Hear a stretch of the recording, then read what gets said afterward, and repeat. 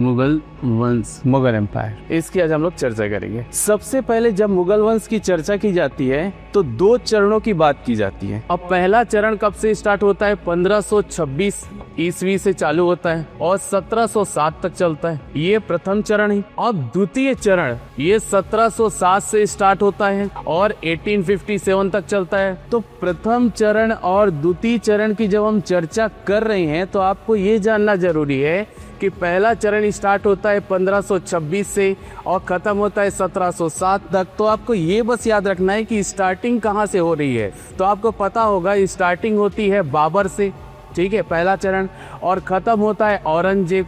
ये प्रथम चरण हो गया, ठीक है। और द्वितीय चरण प्रारंभ होता है बहादुर शाह जफर से, बहादुर शाह से प्रारंभ होता है और ये ख़त्म कहाँ होता है?